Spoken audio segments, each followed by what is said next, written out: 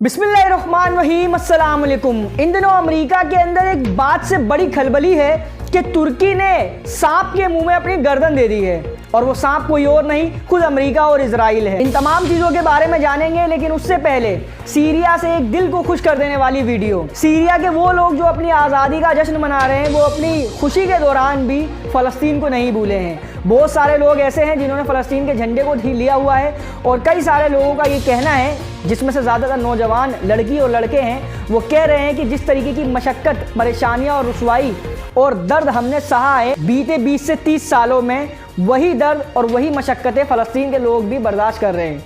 जिस तरीके से आज सीरिया को आज़ादी मिली है, उसी तरीके से एक दिन फ़लस्तीन को भी आज़ादी मिलेगी। मैं अक्सर ये कहता हूँ कि अगर किसी देश का कोई लीडर ख़राब है, गुलाम है या चूड़ी पहनने वाला हिजड़ा है, तो इसका मतलब ये नहीं है कि उस देश की आवाम भी वैसी ही होगी।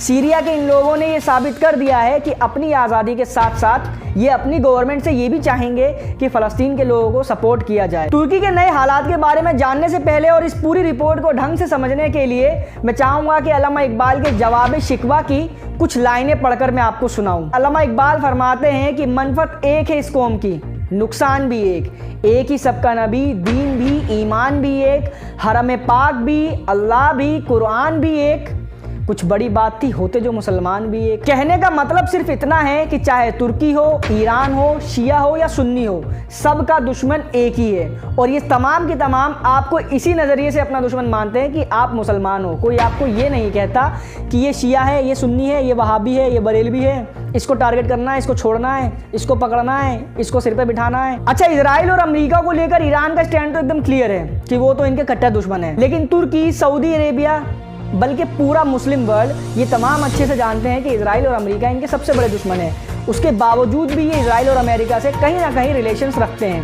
क्योंकि इसमें इनका भी फ़ायदा है। अब एक कॉमन एनिमी है ईरान और तुर्की का स्पेशली, जिसको कहते हैं कुर्दिश मिलिटेंट। ये बार बार कई रिपोर्ट्स में मैं आपको बता चुका हूँ कि जो नॉर्थ सीरिया है, उसका एक बड़ा इलाका कुर्दिश मिलिटेंट के कब्जे में है, जो कि अमेरिका और इजराइल के द्वारा सपोर्ट की जाती है। अब सीरिया का यही हिस्सा है जहाँ पर तेल भी है, मतलब बहुत सारा पैसा। तुर्की ने ये इरादा बनाया है, बल्कि पूरी तैयारी कर ली है, ये रिपोर्ट में छपा है कि तुर्की ने अपने बड़े लेवल के एडवांस वेपन्स को नॉर्थ सीरिया की तरफ तैनात कर दिया है, और अपनी आर्मी और रेबल्स के साथ मिलकर लड़ तो वो रही है, लेकिन स्पेसिफिकली कुर्दिश मेजोरिटी वाले एक एरिया कोबानी के ऊपर तुर्की रेबल्स के साथ मिलकर एक बड़ा हमला प्रिपेयर कर रहा है, जिसकी वजह से अमेरिका बहुत ज़्यादा चिंतित हो गया है कि अगर तुर्की ने इस पूरे इलाके का कंट्रोल अपने हाथ में ले लिया, यानी रेबल्स के हाथ चला गया, तो तेल कहाँ से आएगा। मतलब हराम का तो मिडिल ईस्ट से पिछले करीबन 50-70 सालों से अमेरिका ले ही रहा है ना। पैसा देना नहीं पड़ रहा, अपनी टेक्नोलॉजी दी थोड़ी सी, कुछ आतंकी उतार दिए, उनको मारने के बहाने पूरी कंट्री को बर्बाद किया, फिर कहा कि हम तुम्हें सपोर्ट करेंगे, बस हमें तेल दो। ये चलता आ रहा है। अब अगर तुर्की कब्जा कर लेता है उस एरिया पर, तो सारा तेल तुर्की और सीरिया के उन लोगों के पास जो सीरिया के ही हैं। आसान शब्दों में कहूँ तो जब सीरिया के ऊपर ईरान का कंट्रोल था, तो ईरान इजराइल और अमेरिका से डायरेक्ट जंग करता था, मगर अब जब तुर्की का कंट्रोल हो गया है सीरिया के ऊपर रेबल्स के बहाने, तो तुर्की भी अब इजराइल और अमेरिका से इनडायरेक्टली उलझने जा रहा है। इसीलिए मैंने कहा कि सांप के मुंह में अपनी गर्दन घुसा चुका है। अमेरिका को यह हरगिज़ बर्दाश्त नहीं है कि उसका कंट्रोल एक स्पेसिफिक उस एरिया से हट जाए जहां पर तेल है, बहुत सारा पैसा है। तो इस बात के चांसेस और ज़्यादा बढ़ गए हैं कि अगला नंबर तुर्की का भी हो सकता है। दूसरी तरफ तुर्की के खलीफा साहब का एक बयान भी वायरल हो रहा है, जिसमें उन्होंने कहा था कि जिस तरीके से हम काराबाग में घुसे थे, जिस तरीके से हम साइप्रस में घुसे थे, वैसे ही हम इजराइल में भी घुस सकते हैं। तो इजराइल ने भी इनको आंखों में बसाया हुआ है, कहीं ना कहीं सद्दाम हुसैन वाला ट्रीटमेंट भी इनको देने की कोशिश कर रहे हैं। मगर भाई साहब, बेशर्मी की आपको दाद देनी पड़ेगी। मजाल है कि अभी भी ये एकता बना ले, अभी भी जाके ईरान से बात कर लें। चलो भाई, दोनों साथ मिलके, जब कॉमन एनिमी है हम दोनों का, तो क्यों ना हम अपने आपस के इख्तिलाफ को साइड में रखकर अपने अपने घमंड और गुरूर को साइड में रख दे थोड़ी देर के लिए, और एक होकर सामने वाले से भिड़ ले।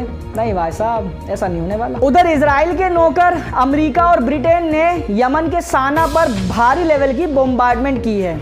अब बताओ, ब्रिटेन और अमेरिका इजराइल के कौन लगते हैं, या यमन ने ब्रिटेन और अमेरिका के पिछवाड़े में कौन सा तीर मारा जो ये इसके ऊपर हमला करने लगे। अब कुछ लोग आकर कहेंगे कि नहीं, इजराइल तो बहुत बड़ा अलाय है ना इन दोनों का, इसलिए हमला कर रहे हैं। फिर सेम तरीके के लोग आपको ज्ञान पेलते हुए मिल जाएंगे इस बात पर कि फ़लस्तीन के मुसलमानों से दुनिया भर के मुसलमानों का क्या लेना देना, क्यों दुनिया भर के मुसलमान यहूदियों से और अमरीकियों से नफरत कर रहे हैं फ़लस्तीन को लेकर। रिश्ता क्या है भाई, अमेरिका और ब्रिटेन का क्या रिश्ता है यहूदियों से, तुम बता दो।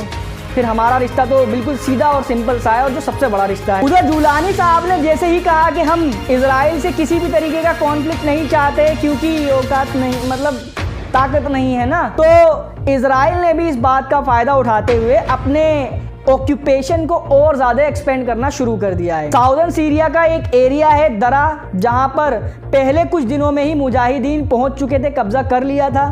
फिर सबको ये लग रहा था कि अब मुजाहिदीन वहाँ से सीधा गोलान हाइट्स के रास्ते इजराइल में घुसेंगे। वैसा कुछ नहीं हुआ, बल्कि इजराइल दरा में घुस गया है।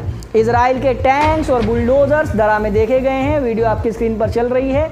और ये कुछ पिक्चर्स हैं जिसमें देखा जा रहा है कि दरा के जो लोग हैं वो हैरान होकर इजरायली मिलिट्री का सामना कर रहे हैं, मतलब लड़ नहीं रहे हैं, लेकिन वो देख रहे हैं कि ये क्या हो रहा है। इजरायली आर्मी सीरिया के अंदर घुस गई है, मुजाहिदीन सुट्टा लगाकर सोए पड़े हैं। लेकिन अब एक छोटा सा स्टेटमेंट सोशल मीडिया के माध्यम से आया है, कंफर्म नहीं है, कि जुलानी साहब ने ये कहा है कि अगर हमारे टेरिटरी पर कब्जा बढ़ाओगे और नहीं मानोगे तो हम तुम्हें कन्फ्रंट करेंगे। उधर मायूसी भरे इस दौर में ईरान के supreme leader ayatollah Syed Ali Khamenei साहब ने एक उम्मीद और एनर्जी भरने वाली स्पीच दी है। खामनेई साहब ने ये कहा है कि अमेरिका, इजराइल और उनके चेले इस भ्रम में जी रहे हैं कि रेसिस्टेंस की आर्मी पूरी तरीके से खत्म हो गई है, क्योंकि सीरिया में सरकार बदल गई है। हिजबुल्लाह के पास अब वेपन्स नहीं पहुंच पाएंगे, हिजबुल्लाह कमज़ोर हो चुका है। ऊपर से हिजबुल्लाह के बड़े बड़े लीडर्स मारे जा चुके हैं, हिजबुल्लाह की हिम्मत टूट चुकी है। उधर गाज़ा के अंदर जो हमास है उसके बड़े बड़े लीडर्स मारे गए, याह्या सिनवार शहीद हो गए, तो वो भी कमज़ोर पड़ चुके हैं। इसके अलावा इधर उधर के जो रेसिस्टेंस फैक्शंस हैं उनकी भी हिम्मत कहीं ना कहीं टूटी है। लेकिन आयतुल्ला खामनेई साहब ने कहा है कि ये सब का सब इनका सिर्फ भ्रम है।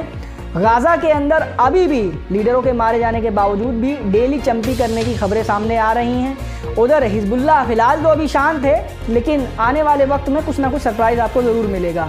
यमन की तरफ से हमले लगातार जारी हैं, यमन को दबाने की कोशिश की जा रही है ब्रिटेन और अमेरिका की तरफ से, मगर वो अलग ही लेवल के लोग हैं भाई, वो दबने वाले नहीं हैं। उधर इजराइल के prime minister Benjamin Netanyahu Egypt के कायरो के लिए निकल चुके हैं। जब तक आप ये वीडियो देख रहे होंगे तब तक वो वहाँ पहुँच चुके होंगे और सीज फायर डील के बारे में बातचीत भी हो चुकी होगी। दावा ये है कि हमास ने ये रिक्वेस्ट की है, हाथ पैर जोड़े हैं इजराइल के आगे, कि तुम अपनी आर्मी को लेकर यहाँ से निकल जाओ गाज़ा से और हम तुम्हारे सारे कैदियों को छोड़ देंगे।